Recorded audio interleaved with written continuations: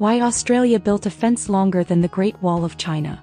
In today's video we're going to dive into this mind-blowing piece of Australian history and reality. The Dingo Fence, also known as the Dog Fence.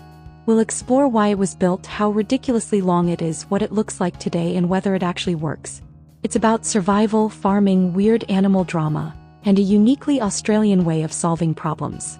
If you've ever seen the dog fence in real life, or if you've had your own strange fence experiences, I'd love to hear from you. Let's start at the very beginning. Why on earth does Australia even need such a massive fence? Well, the story goes back to one animal, the dingo. Dingoes are wild dogs native to Australia, and while they look kind of cute, like a cross between a fox and a golden retriever, they're no fluffy pets. For sheep farmers, dingoes have been a nightmare.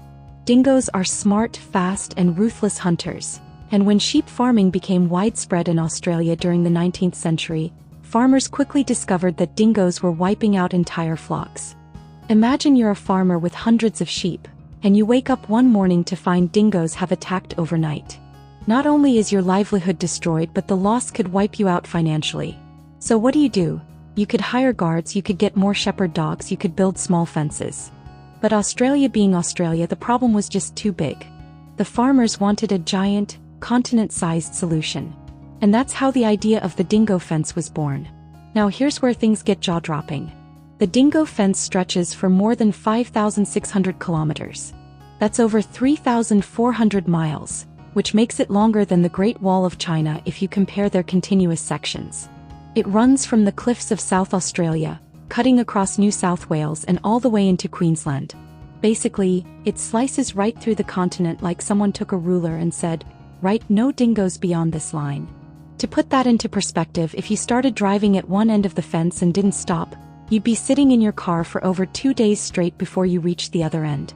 And remember, this is not on neat highways, it's out in the rugged outback where roads are dirt tracks, the sun will fry you, and kangaroos might just hop across your bonnet.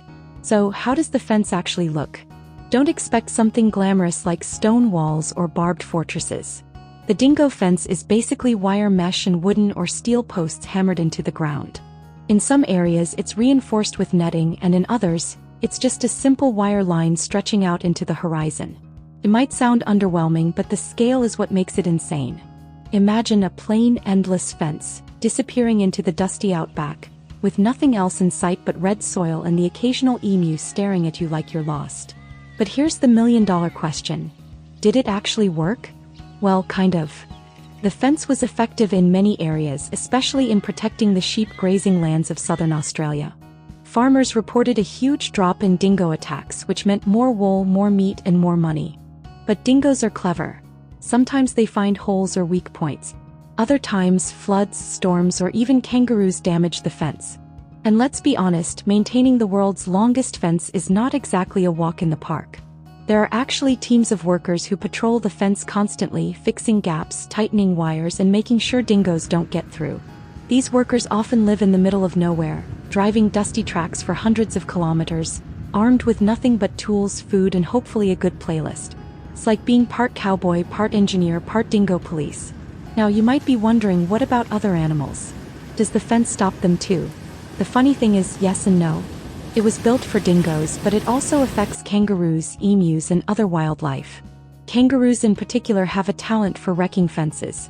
If there's one animal that doesn't care about human boundaries, it's the kangaroo.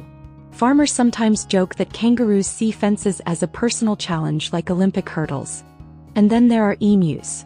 These giant, flightless birds have been known to either squeeze through or flat out knock over sections of the fence. Back in history, Australia even fought the so-called Emu War. So let's just say fences and emus have never been best friends. Another fascinating thing is how the fence has literally reshaped Australia's environment. On one side of the fence, where dingoes are mostly excluded, kangaroo populations have exploded. More kangaroos mean more grazing, which affects vegetation.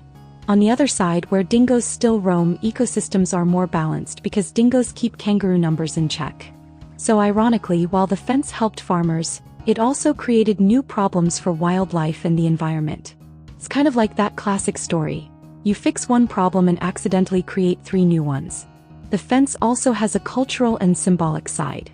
For many Australians, It represents the way the country tackles challenges head-on with massive solutions.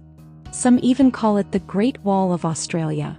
Of course, it doesn't attract millions of tourists like the one in China, but if you're an outback explorer, it's definitely one of those, you have to see it to believe it, sites. And if you're ever driving through those regions, you'll notice signs warning about the fence. It might look like an endless line in the desert, but to the locals, it's the difference between protecting their sheep or losing them overnight. Now here's a fun fact that always gets people. The Dingo Fence is so long that it has its own managers, teams, and even funding. The cost of maintaining it runs into millions of dollars every year. Yes, millions just to keep dingoes out. Imagine explaining that to someone overseas. Yeah, we spend millions each year on a giant dog-proof fence. Only in Australia, right? But despite all this, dingoes are still controversial animals in Australia. Some farmers hate them, while others believe they're essential for the ecosystem. Conservationists argue that dingoes keep everything in balance, while sheep farmers argue that dingoes keep their bank accounts empty. It's a debate that continues even today, and the fence is right in the middle of it. So to sum it all up, Australia built a fence longer than the Great Wall of China to stop dingoes from eating sheep. It's not pretty, it's not glamorous, but it's one of the most impressive and bizarre human-made structures in the world. It shows the scale of Australia's outback, the determination of its farmers, and the eternal struggle of humans trying to outsmart nature. And whether you see it as genius or madness, one thing is clear. It's definitely one of the weirdest stories you'll ever hear about Australia. Before we wrap this up, don't forget to hit subscribe, drop a like, and share your thoughts in the comments. Have you ever seen the Dingo Fence? Do you think it's an amazing solution or just a really expensive idea? I'd love to hear your perspective.